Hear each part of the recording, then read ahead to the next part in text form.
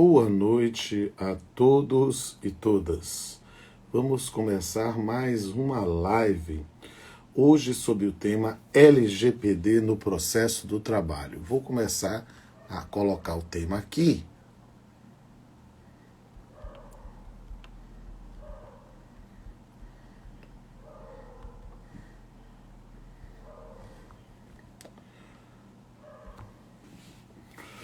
Boa noite, professor Canuto. Boa noite, meus amigos, minhas amigas. Boa noite, minha colega Marúcia Belov, que está entrando aqui, que foi recentemente promovida a juíza titular da 2ª Vara de Teixeira de Freitas, uma cidade que eu gosto muito, que eu fui juiz titular. Também comecei minha carreira como juiz titular lá na primeira vara, era a vara única na época, Teixeira de Freitas. Boa noite, Dado Farias. Boa noite, Iranildes. Boa noite, pessoal que está entrando aqui. Hoje nós vamos fazer mais uma live do programa Pós-SES Experience, né? Que é um momento em que nós conversamos com professores que também ministram aulas nos nossos cursos de pós-graduação online do SES. Eu tenho a honra, a satisfação, o privilégio de coordenar o curso de pós-graduação online em Direito Contratual e co-coordenar, juntamente com o nosso Big Boss, Renato Saraiva, o curso de pós-graduação online em Direito e Processo do Trabalho. E hoje eu vou ter a satisfação de conversar com um talentosíssimo jurista. Ele é procurador do município de Salvador, advogado militante, professor universitário, foi presidente do Instituto Baiano de Direito do Trabalho, né? É meu coautor deste livro que vai aparecer aqui em cima, ó, esse livro aqui, que é o Curso de Direito Processual do Trabalho, da editora Saraiva, né, que vai agora para a 3ª edição. Ele foi meu aluno no mestrado em Direito da Universidade Federal da Bahia, eu tive a honra de ser seu avaliador, né? E é um talento. Eu estou falando do professor Tércio Souza, que já está aqui, e eu vou puxá-lo aqui com a gente assim que a conexão permitir. E aí, enquanto isso, o pessoal vai entrando, apertando aí nessas pipinhas, essas coisas diagonal, para todo mundo saber que nós estamos ao vivo, porque o estimado Tércio já entrou aqui ao vivo com a gente. Tércio, boa noite para você, meu querido. Boa noite, meu mestre, meu amigo, meu ídolo, nosso ilustre professor Rodolfo Pamplona Filho, com quem eu tenho a imensa satisfação, honra de estar aqui coautorando, depois de ter sido seu aluno, depois de vivenciarmos o dia a dia da sala de aula, das mesas de audiência, das dores e incertezas de escrever algo a ser publicado. É uma imensa satisfação estar aqui hoje, Rodolfo. De fato, para mim é memorável. Que bom, eu fico muito feliz com isso e vamos bater um papo essa noite. O pessoal já está perguntando para deixar a live salva. Nós vamos deixar a live salva lá no IGTV. Vou depois fazer o download dessa live, colocar também lá no meu canal no YouTube, canal Pamplona. Quero convidar todos e todas a seguirem, ativar as notificações para saber quando tudo entrar no ar. Se você não assistir essa live toda, cair, alguma coisa assim, já vai lá no YouTube, se inscreve no canal, que assim que ela for colocada no ar, você vai receber a notificação.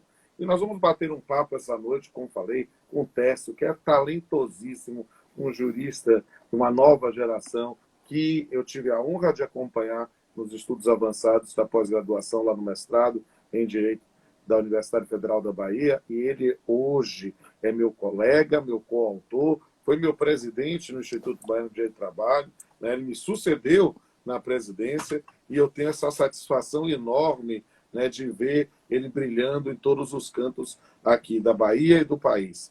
E vamos bater um papo aqui. O Tércio quase virou meu vizinho. Outro dia estava procurando casa, quase comprou aqui perto de mim, mas acabou indo para outro lugar vizinho. Que ele é mais chique. Não, é bem o contrário. Eu sou quase vizinho. Entende? E aí vamos ter a satisfação, gente, de bater um papo aqui. Podem ficar tranquilos, a gente deixa os comentários abertos, vocês podem falar, podem fazer perguntas, podem mandar perguntas também no direct. A gente vai responder. É um papo informal dentro dessa plataforma de lives na pós-CES Experience, que a gente bate papo com talentos do direito brasileiro sobre temas palpitantes, temas da atualidade. E esse é um tema, nessa live de hoje, um tema que é de interesse múltiplo. Né? Nós estamos falando hoje sobre LGPD, mas no corte do processo de trabalho. Mas é importante, enquanto o Teste está dando uma respirada aqui, que depois eu vou ficar explorando para ele falar à vontade, que eu aprendi que na netiqueta das lives, o anfitrião tem que ficar falando, porque aí o pessoal vai perceber que a gente está ao vivo e vai vir assistir. Né? Nesse ponto, especificamente, é preciso entender que a Lei Geral de Proteção de Dados, ela praticamente inaugura no sistema brasileiro um microsistema, né? Com toda uma principiologia própria, com todo um sistema próprio, com todas novas regras que há muito já eram clamadas para o nosso direito, pensando também em normas internacionais. E aí, quando a gente pensa nessa aplicação, é lógico, é óbvio que ela não foi pensada para o processo do trabalho, mas dentro dessa compreensão da expressão de ordenamento jurídico, desse sistema jurídico que produz normas e que nós buscamos a compatibilização, é claro que ela gera repercussão em diversos ramos do direito, porque ela é um microsistema que é transversal. Ela vai refletir nas relações civis, nas relações processuais, nas relações trabalhistas, nas relações consumeristas, em especial. E a gente vai dar um corte especificamente para o processo do trabalho, daqui a pouquinho, até mesmo nessa expertise, nessa parceria que eu tenho com o Técio, de fazer um livro de processo do trabalho. Temos um artigo também sobre a LGPD e processo do trabalho, então vocês consultem isso para um aprofundamento, mas a gente vai bater um papo hoje, principalmente para trazer luzes para essas questões, porque muitas vezes, Steph, e isso é uma coisa muito interessante quando a gente trata de um diploma normativo que tem esse caráter transdisciplinar, é que as pessoas, às vezes, ficam na literalidade do dispositivo e não percebem que ele tem um interesse que é transdisciplinar e que vai gerar diversas repercussões. E isso nós vamos demonstrar aqui em tópicos, em pontos que podem gerar essa repercussão, coisas que são objeto do nosso artigo e outras coisas mais, né? Aquela parte, o que ocorrer, a gente vai falando aqui. E, meus queridos, nesse momento eu passo a palavra para esse talento que é o Técio, para fazer a sua introdução aí sobre o nosso tema. Técio, a palavra é sua. Rodolfo, mais uma vez, agradecer imensamente a você. É uma honra, é uma satisfação. É, de fato, estar com você, ainda que virtualmente, é sempre muito bom. Você que é um grande semeador de ideias, um grande pai de todos nós, essa liderança aqui, não só do direito do trabalho, né? Do direito civil também. Então, é uma alegria imensa falar com você e é uma alegria dupla falar sobre este tema. É um tema que tem vou dizer assim, me consumido há alguns Inquietado. anos, inquietado já há alguns anos. Há coisa de 2 anos atrás, eu fui dar uma aula numa pós, e a aula foi sobre as novas vertentes, as novas tecnologias no âmbito do processo do trabalho. E desde lá foi muito impactante perceber o quanto o sistema processual tem o condão de mudar de perspectiva em razão da tecnologia. Na verdade, Rodolfo, quando a gente começa,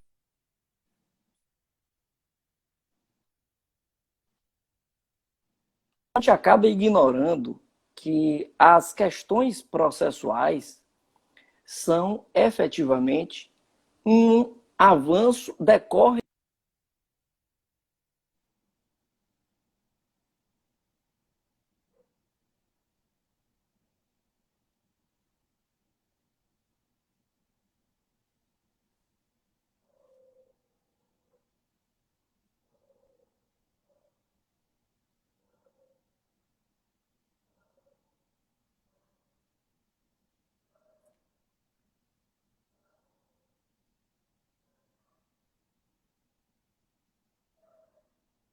Olha, gente, parece que Técio caiu.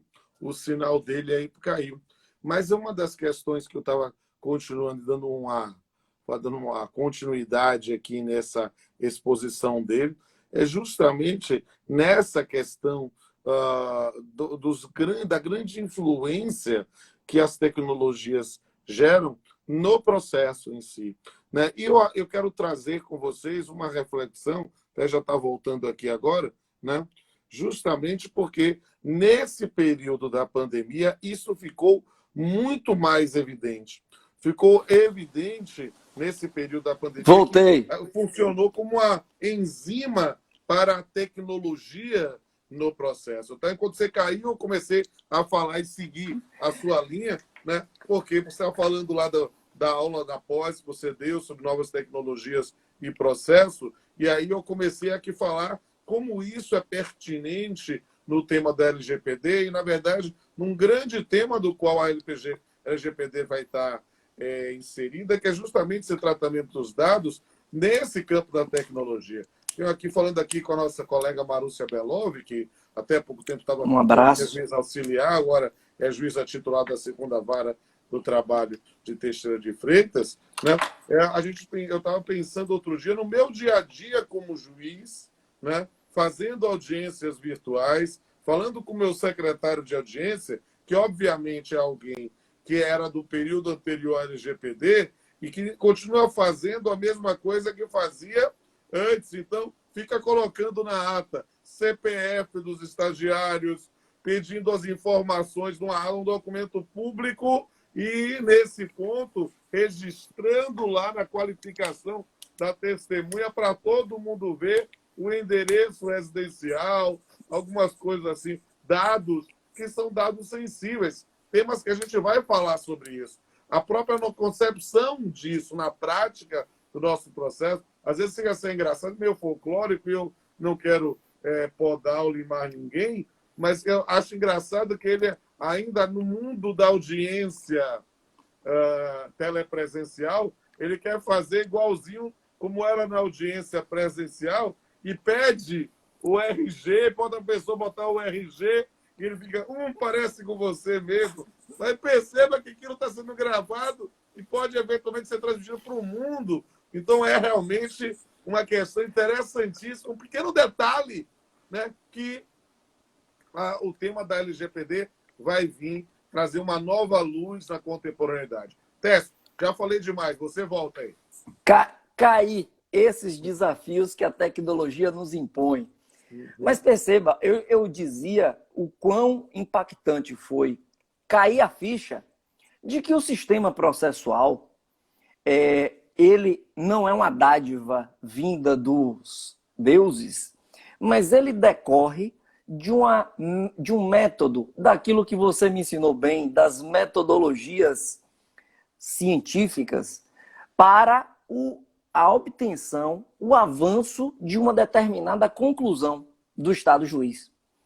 E o quanto, Rodolfo, impacta uma máxima de um filósofo canadense chamado McLuhan, no sentido de que o meio também é uma mensagem. E assim, é fácil a gente conseguir entender o meio é uma mensagem, quando você, que é um aficionado por histórias em quadrinhos, eu viro e digo para você, a história em quadrinhos, na revista, seria igual se eu filmasse a revista e colocasse para você assistir?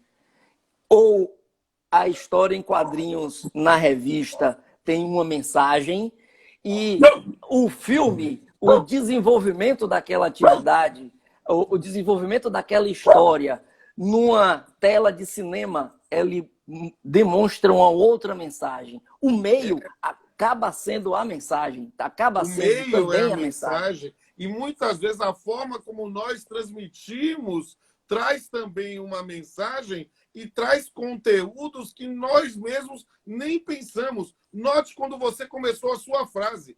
Cair, depois caiu a ficha.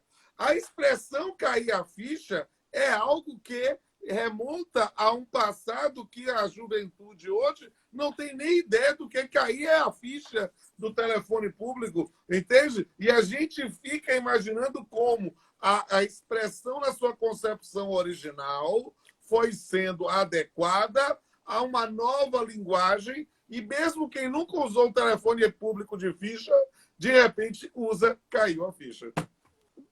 Perfeito.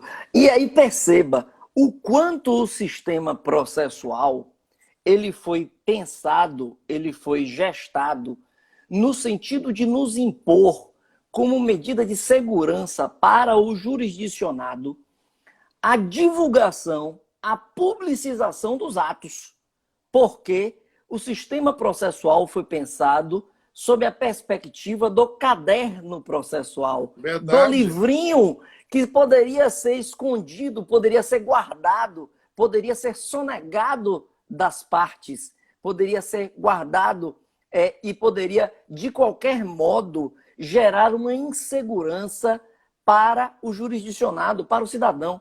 Então, a perspectiva do processo é gestada no sentido da perspectiva, no sentido do encaminhamento da publicidade, da publicização dos atos. E esse paradigma original passa por uma revolução científica, vamos pensar lá em Thomas Kuhn, que muda com a LGPD. E quando você vai continuar esse assunto, deixa eu mandar um abraço aqui para o nosso amigo comum Olavo, que está assistindo também. Grande Olavinho! É um dos maiores, uma das pessoas que mais domina a acústica na Bahia e no Brasil, inclusive é o responsável pela acústica desse estúdio onde eu estou transmitindo, e ele também tem um excelente gosto futebolístico, o que lamentavelmente Técio não tem. Né? Aí discordarei. É o defeito comum de ambos.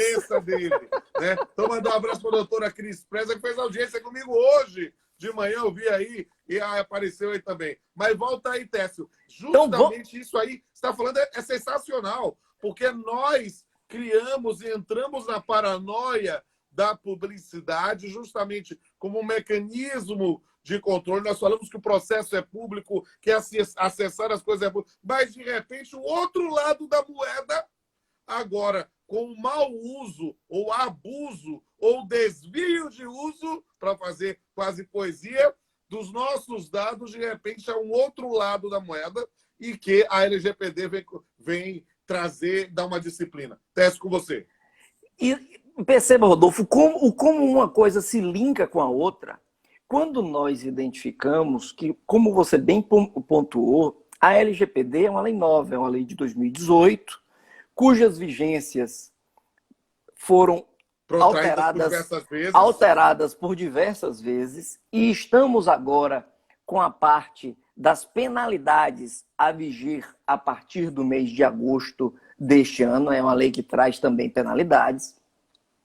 Mas perceba que a LGPD, efetivamente, ela traz uma perspectiva de quase de consolidação de uma compreensão que nós brasileiros não temos, que é a necessidade de compreendermos que existe um espectro que deve ser cada vez mais respeitado e cada vez mais devemos estar atentos a ele.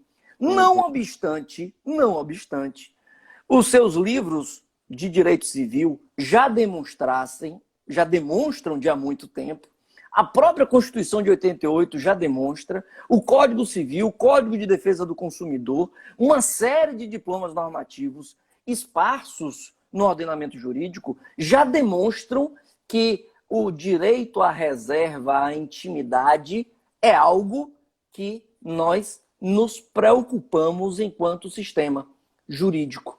Ou seja, no particular, a LGPD ela vem como uma volta a mais no torniquete, como um plus, no sentido de que devemos estar atentos a esse aspecto, que é o aspecto da privacidade, da reserva, da intimidade das pessoas, no sentido exatamente de que estes dados, essas informações, as informações sobre as pessoas, são o que, voltando aí 50 anos atrás, no tempo em que minha avó já dizia, meu filho, o que o homem tem de mais importante é o seu nome.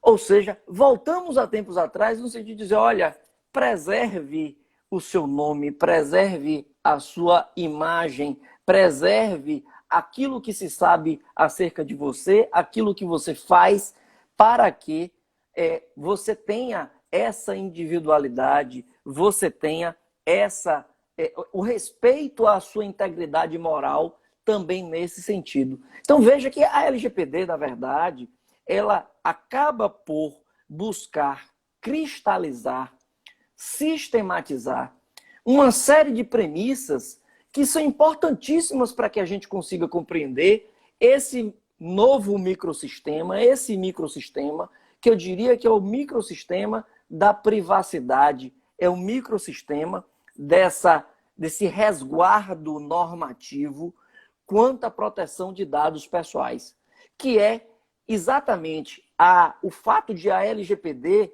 acabar por estruturar um grande complexo normativo que diz o seguinte, olha, em regra, você não deve usar dados pessoais. Mas se você for usar, use-os com parcimônia, use-os respeitando as suas finalidades, use-os segundo a finalidade, use-os adequadamente. E, de mais a mais, você só vai poder usar se você cumprir estes requisitos. Então, para aquilo que a própria lei traz como as hipóteses de tratamento.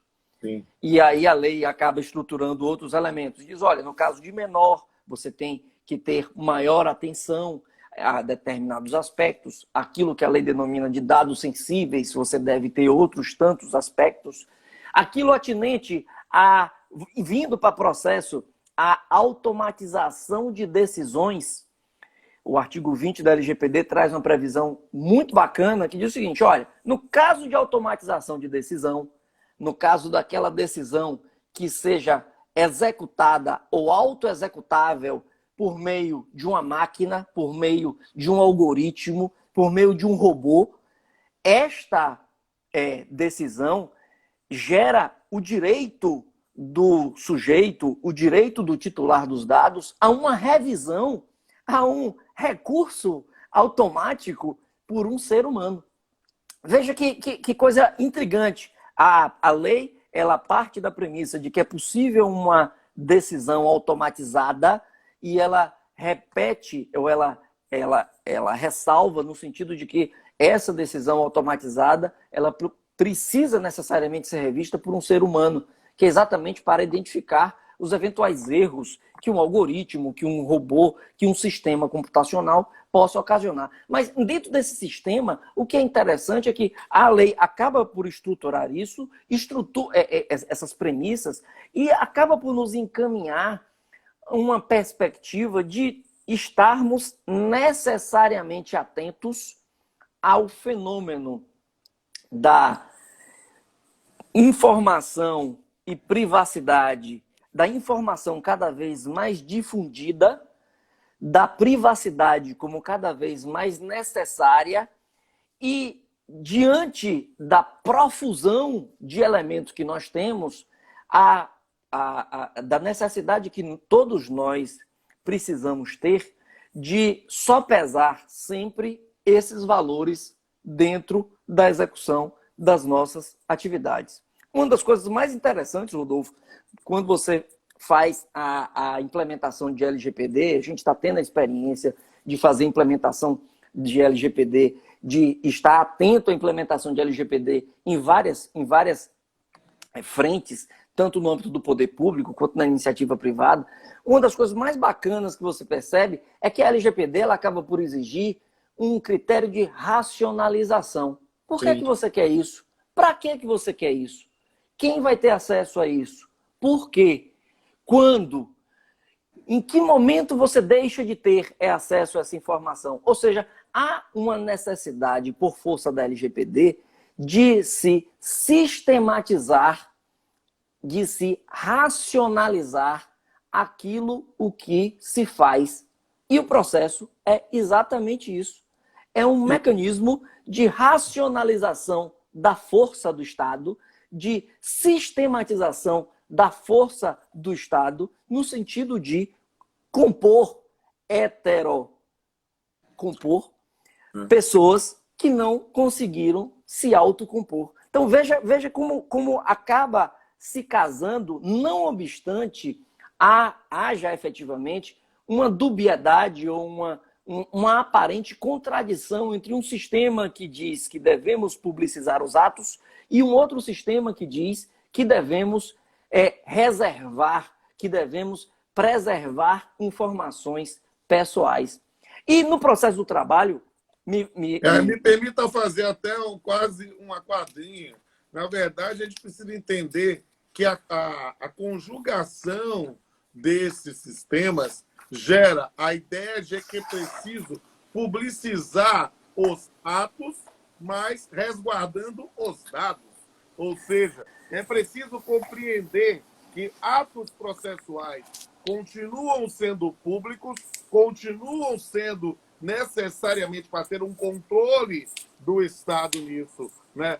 Na prática, mas isso não quer dizer que as pessoas terão necessariamente de ter acesso aos dados que estão sendo lá realizados. Ou seja, o indivíduo sabe que foram ouvidas provas, pode ser ouvidos que foi trazido realizar a audiência, mas as informações pessoais, claro que a gente pode trabalhar o conceito de dados sensíveis, das pessoas, que isso não é de conteúdo público. É uma das coisas que é sempre muito interessante, porque a gente fica imaginando, querido, na quase paranoia de publicidade, de tornar público, fazer isso, a gente deixa o acesso a público a processo que tem lá folha de pagamento, dados... Exame médico, Rodolfo. Né? Exames médicos da pessoa, né? Então, e talvez pensando uma macro reflexão para o processo de trabalho, no processo civil, processo penal, talvez o conceito de segredo de justiça tenha que ser repensado pós LGPD. E um grande beijo aqui para a nossa querida amiga, professora confreira Carolina Tupinambá, que está aqui participando e prestigiando, esteve junto conosco aí no Projeto Trabalho e Debate. Excelente, é grande honra sempre, professora de todos nós. De fato, Rodolfo, perceba que essa preocupação quanto à privacidade e o segredo não é novo. O Código de Processo Civil estabelece lá as noções de segredo de justiça e já trazia desde há muito, desde o Código de 73, o Código de 39, já tínhamos lá a necessidade de termos reservas em relação a determinados aspectos da relação processual e também, no particular, em relação ao nosso Código de Processo Civil atual, o próprio Código de Processo Civil atual, diante da possibilidade da utilização de sistemas processuais, de sistemas telemáticos, de sistemas de tecnologia, de algoritmos para tratarmos, para executarmos a atividade jurisdicional, o próprio Código de Processo ele traz lá, olha, essa plataforma, que no nosso caso da Justiça do Trabalho, o nosso PJE, esta plataforma, ela deve ser segura, ela deve respeitar determinados critérios técnicos que determinem, que respeitem tanto a publicidade dos atos, mas o acesso às partes, o acesso a todos dessas questões, mas que deve ser, sim, identificada a finalidade que vai se executar daqueles sistemas processuais, de modo que eu diria que, do ponto de vista macro, a LGPD ela acaba reafirmando aquilo que eu estou chamando de relações extraprocessuais, ou seja, ela acaba reafirmando a necessidade de que os sistemas que o Poder Judiciário se utiliza para a gestão, para a condução, para o armazenamento, o processamento dos feitos dos processos judiciais, siga determinados critérios, siga critérios em que seja esses sistemas adequados às boas práticas de tecnologia, adequados às regras de boa governança no tocante à segurança informacional. Mas, como eu já estava dizendo, essas questões elas não se limitam ao sistema que o judiciário usa para a gestão processual. A LGPD ela acaba por trazer também a necessidade de que todos nós, partes, advogados, peritos, servidores, tenhamos, membros do Ministério Público, tenhamos, ao participarmos do processo, que estarmos atentos à necessidade de respeito à privacidade das pessoas, atentos à necessidade da divulgação de certos fatos, o que casa muito bem com a nossa perspectiva, uma perspectiva que não é nova na nossa gloriosa CLT, que é a perspectiva de que, ao deduzir, ao formular o pedido, lá no 840, parágrafo 1º, já estava lá dizendo, olha, a parte deve deduzir, deve expor de forma reduzida, de forma resumida, os fatos atinentes à sua pretensão, na medida em que exatamente não se deve colocar ali, na prática do ato processual, informações, elementos que sejam inservíveis, que sejam irrelevantes para o desenvolvimento do feito. Ou seja, do ponto de vista de concepção, talvez a gente não esteja atento, mas a indicação de dados, a indicação de informações pessoais que nada tenham a ver com o deslinde do feito, que nada tenham a ver com a causa de pedir ou o pedido, naquela pretensão, e colocamos aquela informação solta, aleatória, de modo apenas a dar-lhe a publicidade porque o processo é público, isso, inevitavelmente, será considerado ou seria considerado como um episódio de violação da privacidade da reserva no tocante à vida pessoal, no tocante às informações pessoais. Imagine você, Rodolfo, se no âmbito de uma petição inicial, por exemplo, a parte autora, ao deduzir a sua pretensão, começasse lá a expor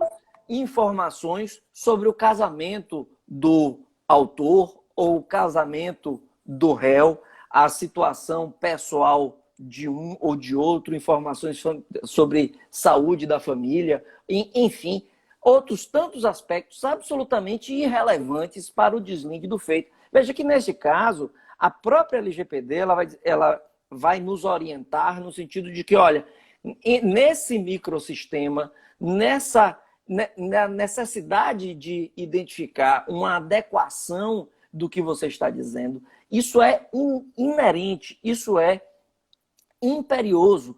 Você tem que estar atento ao proceder, ao requerer, ao decidir, ao certificar que o que temos de importante neste contexto é exatamente a reserva, é exatamente o resguardo daquilo o que as pessoas têm de seu, que é o seu nome, que são seus dados pessoais de RG, telefone, nome da mãe, aquilo que nós denominamos de informações transacionais, ou seja, com quem eu negocio, com quem eu caso, com quem eu tenho um relacionamento. Ou seja, isso é imperioso. A LGPD ela acaba nos trazendo, nos conduzindo, no sentido de que precisamos estar atentos a um necessário amadurecer nas questões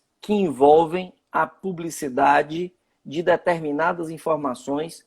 Por quê? Porque temos por premissa de que não é da conta de ninguém as informações acerca de fulano ou de Beltrano. Então, isso aqui é muito interessante, aqui já estamos falando há 35 minutos, e vamos dar um direcionamento agora pensando na nossa prática processual trabalhista. Que elementos da concepção tradicional do processo do trabalho podem agora dizer que, olha, nós temos que, se não sabemos como é que vai ser, como deve ser, devemos afirmar que a forma que tradicionalmente é feita talvez não esteja adequada. Como é que você... Vamos fazer assim uma... O professor Ronaldo gostava muito de falar Um overview. um voo de pardal aqui sobre isso aqui. Pronto. Eu diria, Rodolfo, que a gente primeiro, tentando ser sistemático, né, tentando compreender as coisas ou expor as coisas dentro de alguma dinâmica, eu diria que no tocante, por exemplo, à competência, tá, da Justiça do Trabalho. No tocante à competência da Justiça do Trabalho, vamos precisar compreender a sistemática da LGPD, porque a própria Lei Geral de Proteção de Dados acaba por fixar um regime de responsabilidade para aquele que tem a prerrogativa de determinar o que será feito com determinadas informações, o que será feito com o tratamento de determinados dados pessoais, aquilo que a lei denomina quem tem essa prerrogativa de dizer como, o que será feito, que será o controlador. E temos a figura daquele que é contratado, daquele que é, de algum modo, instado a executar as orientações do controlador, que seria aquilo que se denomina como operador. De logo aí, é importante pontuar que a ANPD, que é a Agência Nacional de Proteção de Dados, já cuidou de excluir do conceito de operador a figura do empregado. Isso é muito importante, talvez uma novidade aí de direito material que a gente precisa identificar, que está excluído desde já do conceito de operador a figura do empregado, porque na visão da ANPD, que a meu juízo está correta, a figura do empregado ela não tem a prerrogativa de executar um determinado tratamento, uma determinada atividade, senão segundo o que lhe fora determinado, segundo os ônus e as responsabilidades daquele que é o seu empregador, de modo que, em assim sendo, não teremos aqui na figura do empregado, de regra, uma visão, uma correlação do empregado enquanto um operador de dados. Na verdade, o empregador ele poderá ser, sim, o controlador, mas a figura do operador seria mais... Vou tentar dar um exemplo aqui. A empresa de contabilidade que foi contratada para gerar a folha, ou gerir a folha, fazer a rescisão. A empresa de publicidade que foi contratada para executar uma determinada campanha de marketing e etc. De modo que, neste ponto, dado que a lei estabelece um regime, inclusive, de solidariedade entre o controlador e o operador, quando o controlador está diretamente envolvido no tratamento dos dados e quando o operador descumpre a obrigação legal ou descumpre aquilo que legalmente, legitimamente lhe foi imposto pelo controlador, nessas duas hipóteses, ter-se-á a responsabilidade solidária entre eles, entre o controlador e o operador, de modo que, trazendo para o nosso processo do trabalho, haverá, por exemplo, a competência do judiciário trabalhista para o processamento e o julgamento de uma ação, por exemplo, de um empregado que, tendo os seus dados tratados indevidamente pelo escritório de contabilidade que o seu empregador contratou para tratar os dados pessoais dele, o empregado passaria a ter a prerrogativa, dada a solidariedade entre o escritório de contabilidade e o seu empregador, de acionar diretamente o escritório de contabilidade, embora dele nunca tenha sido empregado, para que esse escritório de contabilidade seja responsabilizado pelo pagamento das indenizações por dano moral e material, por exemplo, e o juízo competente seria a nossa gloriosa Justiça do Trabalho, na forma do artigo 114, inciso 1 da nossa Constituição Federal, quando Olha lá que interessante é definido. aqui esse tema suscitado por você. E um abraço aqui ao nosso confrade, Antônio Carlos Aguiar, que entrou aqui também mandando um grande abraço aqui a ele. E aqui a gente precisa falar sobre, né, perceba, essa postulação, né, de uma reparação por uma conduta que foi, na verdade, do escritório de contabilidade, vai surgir aí uma responsabilidade por ato de terceiro. Na verdade, esse escritório de contabilidade atua como preposto do empregador. E, para mim, incidirá aí o artigo 932, inciso 3º do Código Civil, combinado com o artigo 933, para pensar em responsabilização objetiva, 933, e solidária, no caput 932. Perceba que é uma nova modalidade de solidariedade fora da compreensão tradicional de grupo econômico ou de terceirização. Na verdade, é uma responsabilidade civil por ato de terceiro nessa condição da relação de emprego. E aí a discussão que é interessante, meu estimado Teto, eu não tenho a menor sombra pálida de dúvida que é possível trazer os dois para a lide. Acho que o que fica complexo é imaginar uma ação exclusiva em relação ao responsável material pela divulgação, que é o escritório de contabilidade. Parece-nos, e essa é uma discussão interessante, por quê? Porque como ele não tem um vínculo jurídico com o empregado, mas sim, na verdade, ele tem um vínculo jurídico com o empregador, nós teríamos aí uma hipótese de solidariedade, mas por quê? Porque a ideia específica é a ação direta em face do escritório, sem sombra de dúvida que teríamos a possibilidade dessa postulação. A competência, a inovação é imaginar justamente também nessa competência de trabalho para esse ato isolado, esse ato não conjugado. Isso aí é um grande desafio. Deixa eu fazer uma provocação aqui,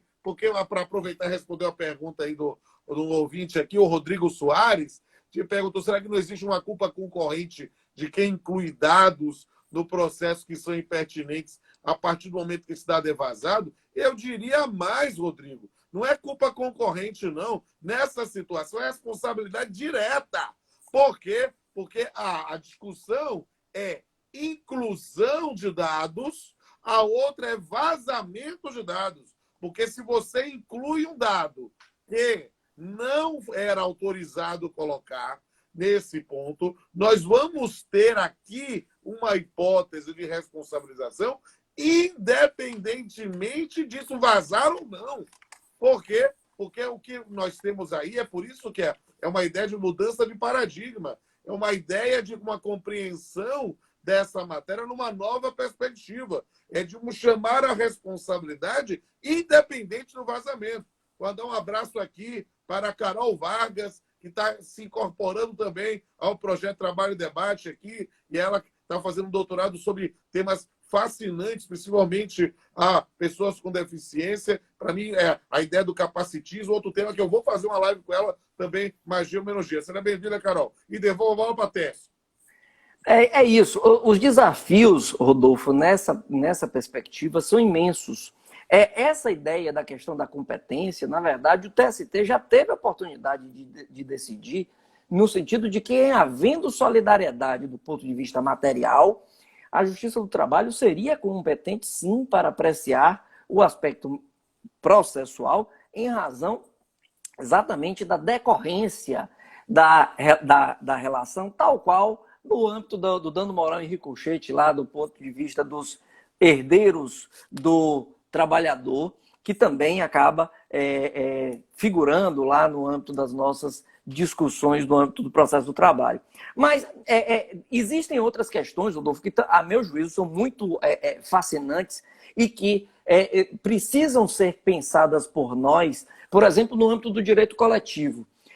No âmbito do direito coletivo, casado com o processo, a gente sabe que a representação sindical, a própria Constituição determina como sendo possível que as entidades sindicais figurem como substitutos processuais, figurem lá em nome próprio para a tutela de direito de terceiro, no caso dos direitos da categoria.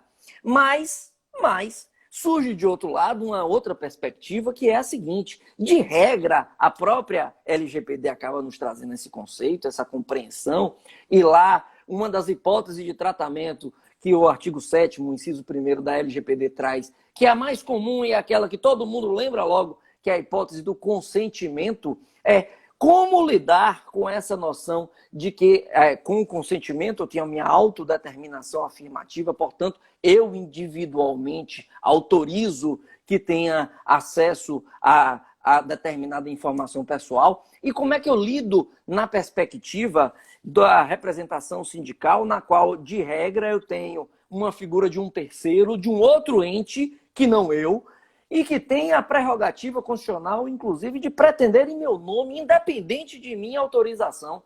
Então, veja como é que nós precisaremos compreender dentro da sistemática da proteção da privacidade de um lado, mas da preservação do sistema processual e de proteção ao trabalhador decorrente da atuação sindical, lá na forma do artigo 8º, inciso 3 da Constituição, que a entidade sindical, ela não tem apenas o direito, ela tem o dever na forma do 513 e 514 da CLT, de tutelar, de pretender aquilo que for em defesa da categoria e aquilo que for em defesa da classe. Ou seja, é evidente que a atuação sindical deverá existir, deverá se dar nessa perspectiva, na perspectiva do cumprimento de uma obrigação legal, de uma execução de algo que seria imperioso que a entidade sindical realizasse, mas ficamos diante daquele dilema: em que medida isso poderia acontecer? Como é que essa entidade sindical poderia lidar com esta informação? Como é que a entidade sindical vai ter acesso, tem essa prerrogativa de pretender o acesso frente ao empregador, por exemplo?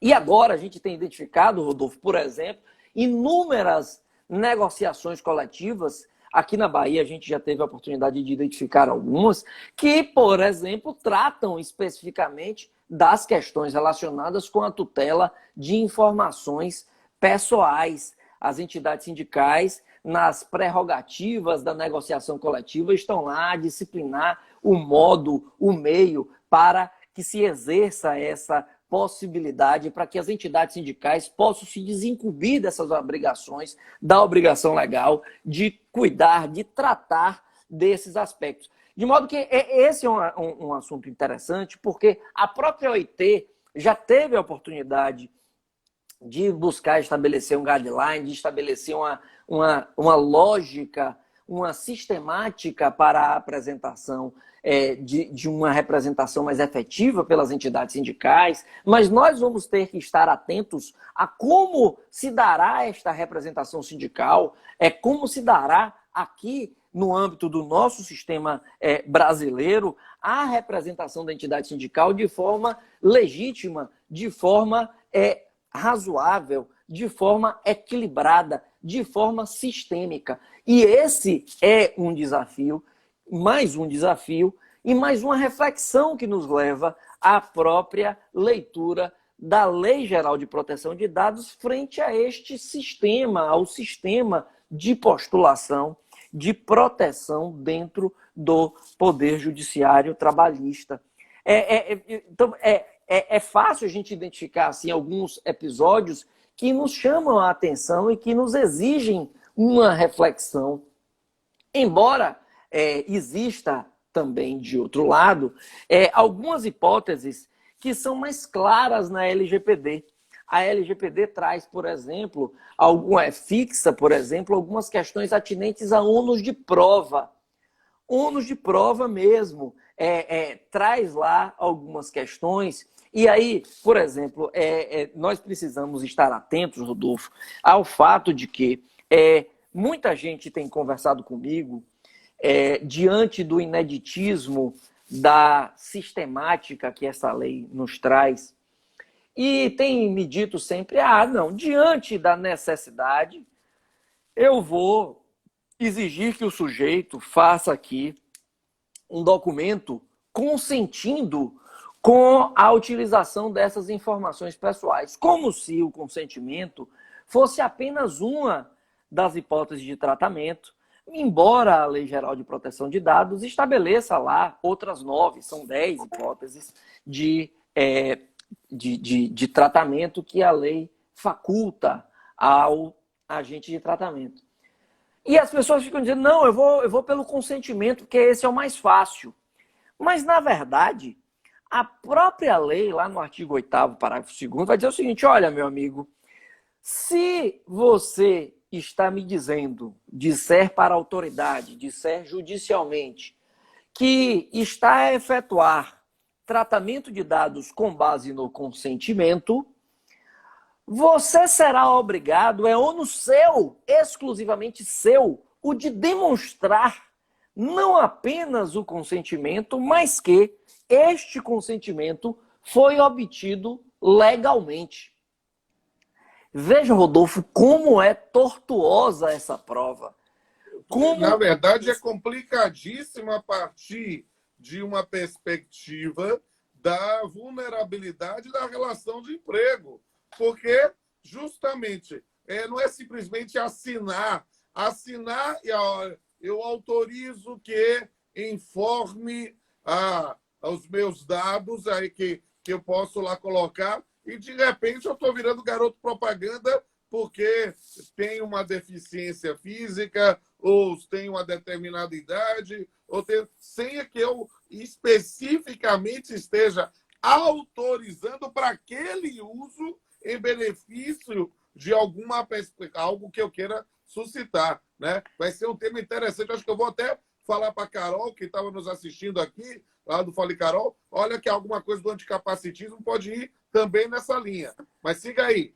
Não, veja, pegando o gancho nisso que você está mencionando, Rodolfo, veja, nós temos, no particular, uma presunção na relação de trabalho de que o consentimento, ele é viciado, eu vou colocar nesses termos, e sendo apenas uma novidade, e aí já uma novidade da legislação pós-reforma, no sentido de que há uma presunção da hipersuficiência, que, portanto, o consentimento seria obtido legitimamente sem maior presunção de vício, digamos assim, apenas para aqueles trabalhadores que se encontrem dentro de uma determinada faixa salarial e alguma formação técnica.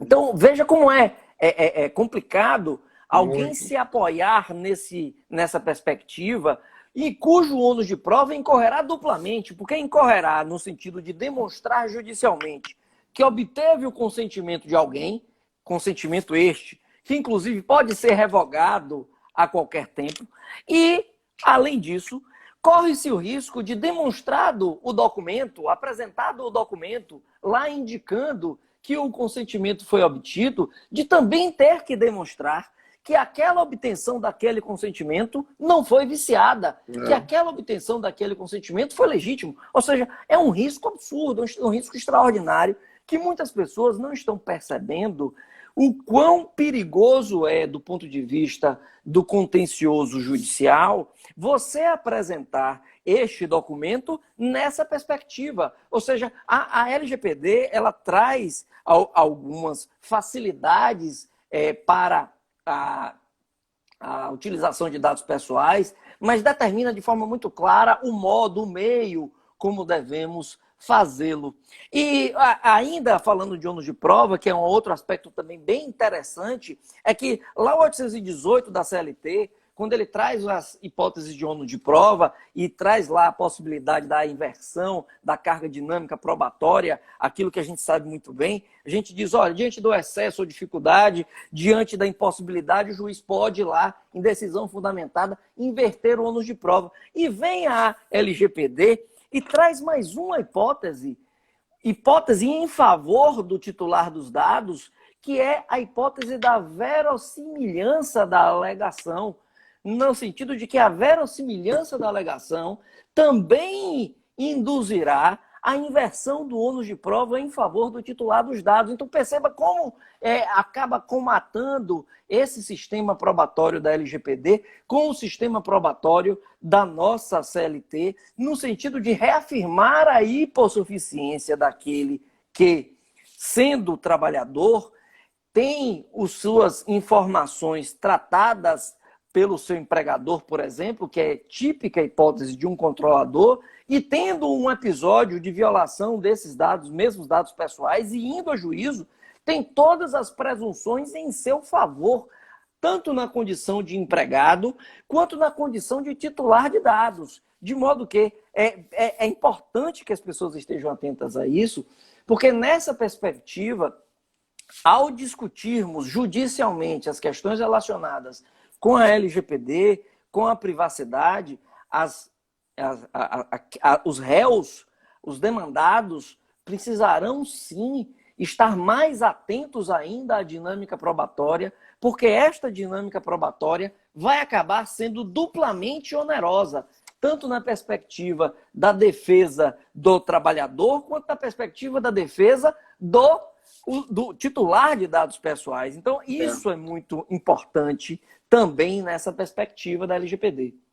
O homem da advocacia aqui nessa live é você. Minha atuação é como magistrado. Mas se eu estivesse na advocacia preventiva, e principalmente de grandes empresas que possam ter uma estrutura nesse ponto mais adequada, o que é que eu faria? Possivelmente, eu exigiria de todos os meus trabalhadores, quando houver a possibilidade de utilização de dados, a autorização prévia, e quando fosse utilizar especificamente uma nova autorização, para não dizer que houve isso, para pensar numa circunstância, num eventual processo judicial. Uma coisa é, numa visão introdutória, para fazer que tem uma manifestação de vontade, e outra no direcionamento e a concordância com aquela utilização específica, para não ficar... Porque o que é que tem acontecido? Eu vejo isso até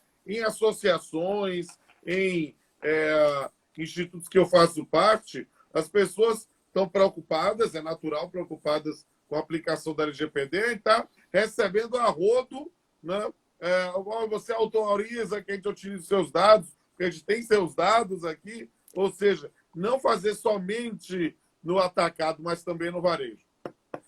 É verdade, Rodolfo, mas as pessoas precisam compreender, dentro desse sistema, que a hipótese do consentimento é apenas uma das hipóteses de tratamento. De novo.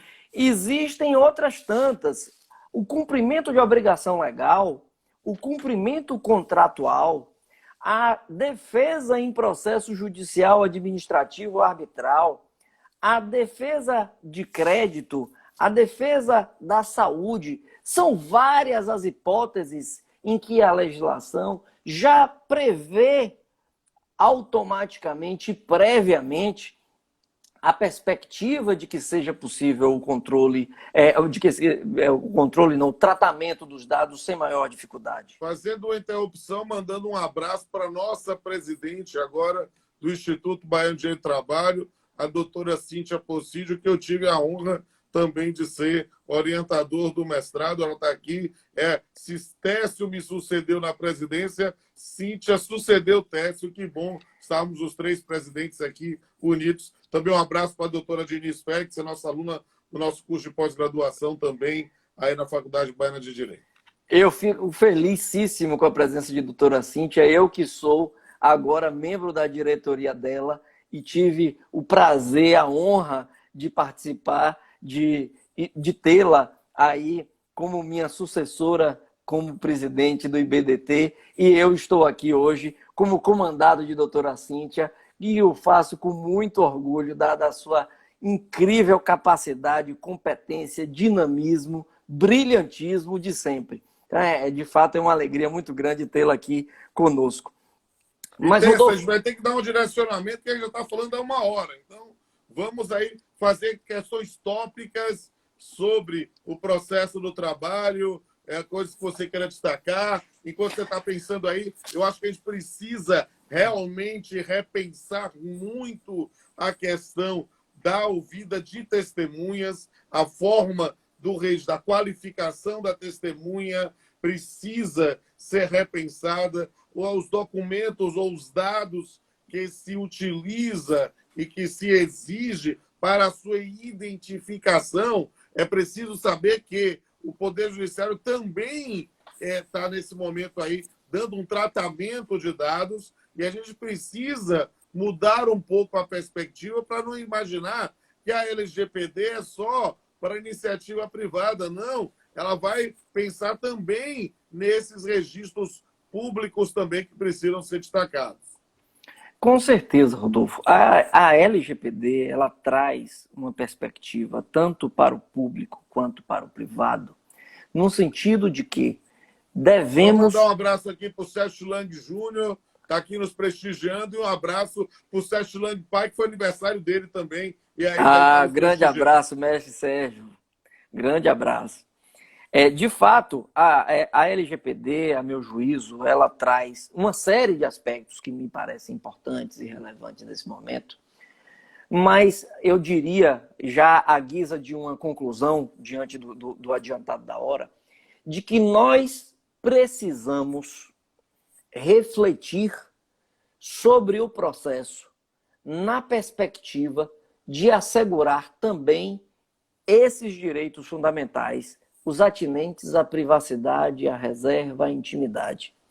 Se permite uma brincadeirinha, se tínhamos um filme, precisamos falar sobre Kevin, precisamos falar sobre LGPD.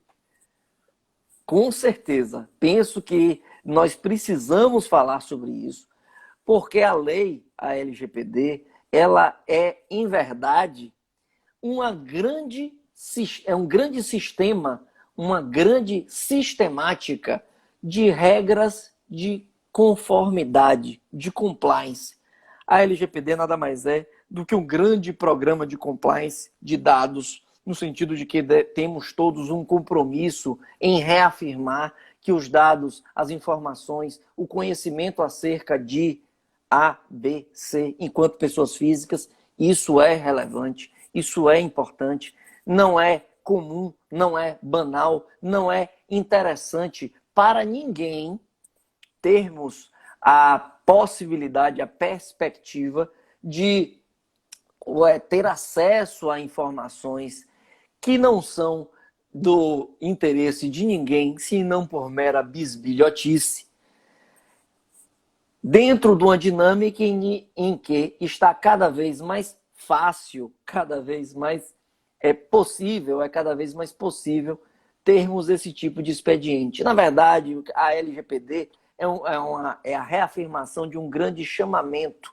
para todos nós enquanto sociedade, no sentido de que, olha, nós precisamos pensar as perspectivas da privacidade, da individualidade. Por quê?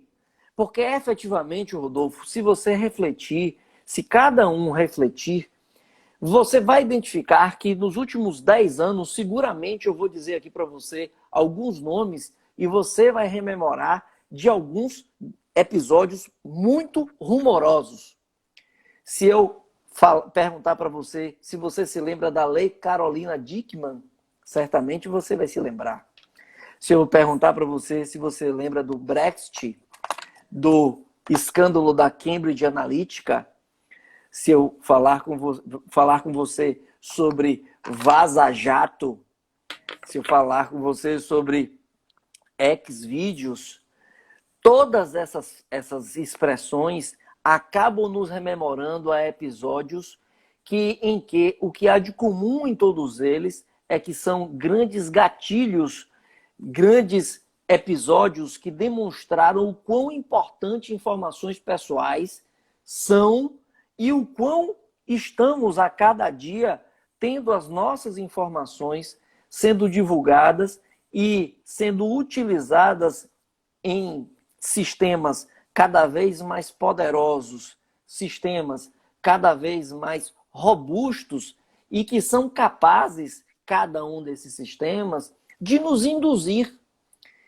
de nos impor determinados comportamentos de consumo, determinadas preferências políticas, por que não?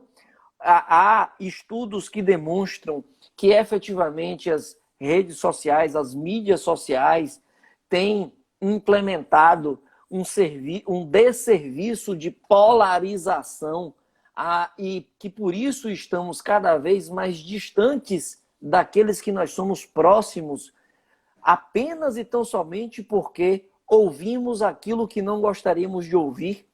Então, esses mecanismos, essas questões, esses sistemas, quando juntos, eles têm um potencial de gerar um grande caldo de desagregação social, de grande litigiosidade entre as pessoas, de grande indução sobre determinados comportamentos. Existe hoje um determinado ramo de estudo chamado jurimetria, que pretende, ou que pelo menos através dela é possível pretender, a influência de determinados comportamentos do magistrado, juiz enquanto pessoa, porque foi julgada a determinada matéria antes de alguma ou depois de outra. Antes de um determinado episódio ou depois de um determinado episódio. É possível, através da jurimetria, por exemplo, e isso já está demonstrado, que haja a perspectiva de uma análise de um possível êxito ou de um improvável êxito de uma determinada demanda, tão somente porque foi possível uma prévia parametrização de determinado comportamento de um determinado juiz, de um determinado tribunal, acerca de um determinado assunto. Então, quando nós colocamos em perspectiva essas questões dentro do processo, quando colocamos em perspectiva a atuação do Estado juiz dentro dessas inúmeras variáveis, nós conseguimos perceber que, por exemplo, a utilização de dados pessoais ela pode ser indevidamente levada a nos induzir a determinados comportamentos. E isto ainda não foi pensado por nós. Isso não foi pensado na dinâmica processual. Isso não foi pensado ainda dentro da nossa sistemática social. E talvez, Rodolfo, o grande desafio que a LGPD nos traz é exatamente, sendo o processo, a materialização de um ideal de justiça no qual se estabelecem regras previamente para que, dentro dessa arena de ideias, possamos disputar os bens da vida, que dentro dessa perspectiva o processo ele não sirva, não deixe de servir enquanto instrumento de civilização, de civilidade, e passe a ser uma arena na qual passemos a prestar esse desserviço, o desserviço de desprestigiar, de violar, de violentar os aspectos relacionados com a própria intimidade, com a própria privacidade e a consequência que isso gera, dado que a gente sabe que as informações pessoais, quando mal utilizadas, podem sim induzir ao preconceito, induzir ao afastamento, à exclusão, e isto é tudo que nós não precisamos. Verdade. Meu querido, já estouramos todo o tempo, então eu quero dizer a minha enorme satisfação de ter aqui esse momento de bate-papo com vocês. Aproveitem todos e todas para conhecer os nossos cursos de pós-graduação online, em Direito e Processo do Trabalho do SES, em Direito Contratual do SES. Todos esses temas serão também abordados lá e a gente vai se encontrar em outras oportunidades. Quero registrar publicamente, mais uma vez, minha profunda admiração a esse grande jurista que é o Técio e também agradecer a todos e todas pelo prestígio de sua audiência nessa noite. A gente se encontra em outra oportunidade. Técio, manda um abraço aí para todo mundo, das suas considerações finais. Mestre Rodolfo, como é bom falar com você Que saudade eu estou de você. Um beijo imenso, um beijo imenso. Estamos agora na nossa maratona de atualização do nosso curso para Aguardem aí a terceira partirmos edição. para a nossa terceira edição com muita novidade bacana. E Então, LGPD lá também. LGPD com certeza. Então, um grande abraço a todos. Um grande abraço de você, Rodolfo, aqui que está nos acompanhando. Beijo grande. Fiquem em paz. Um abraço. Apareça aí, amigo. Um abração. Fui.